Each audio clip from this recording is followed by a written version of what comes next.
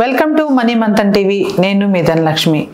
మన గౌరవనీయులు మన భారత ప్రధానమంత్రి నరేంద్ర మోడీ గారు ప్రవేశపెట్టినటువంటి పథకాల గురించి మనం ఇప్పుడు తెలుసుకుందాం. ఆత్మ నిర్భర్ భారత్ అభియాన్, స్వయం విశ్వాస భారత పథకం అని అర్థం దీనికి. మే నెలలో 2020లో 2020 సంవత్సరంలో కేంద్ర ఆర్థిక మంత్రి నిర్మలా సీతారామన్ గారు 4 విడతలుగా మరి ఈ యొక్క పథకాన్ని విడుదల చేశారు. ప్రభుత్వం ప్రకటించిన ఆర్థిక ఉద్దీపన ఉపశమన ప్యాకేజీ విలువ 20 లక్షల కోట్లు. కరోనా వైరస్ మహమ్మారి మరియు దాని వ్యాప్తిని తనిఖీ చేయడానికి విధించిన లాక్డౌన్ కారణంగా పేదలకు ఎదురయ్యే ఇబ్బందులను అధిగమించడానికి PMGKYగా ఇప్పటికే ప్రకటించినటువంటి ప్యాకేజీ 1.70 లక్షల కోట్ల ఉపశమన ప్యాకేజ్ ఇందులో ఉంది.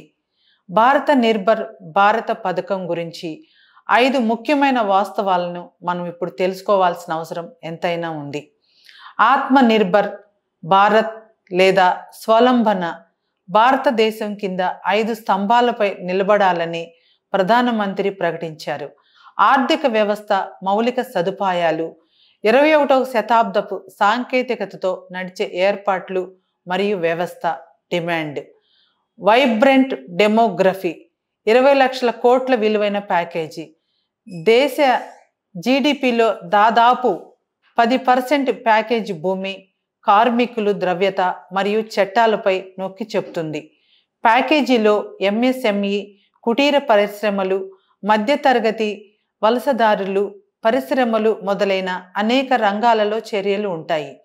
భారతదేశాన్ని స్వలంబన ఆర్థిక వ్యవస్థగా మార్చడానికి మరియు భవిష్యత్తులో ప్రతికూల ప్రభావాలను తగ్గించడానికి అనేక సంస్కరణలు ప్రకటించబడ్డాయి.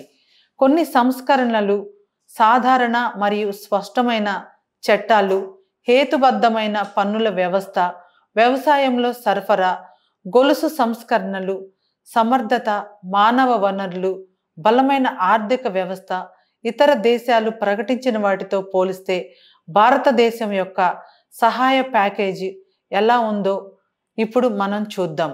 జీడిపిలో దేశం శాతం, USAలో 13%, 2.7 ట్రిలియన్ USD సంపూర్ణ ద్రవ్యపరంగా అతిపెద్దది.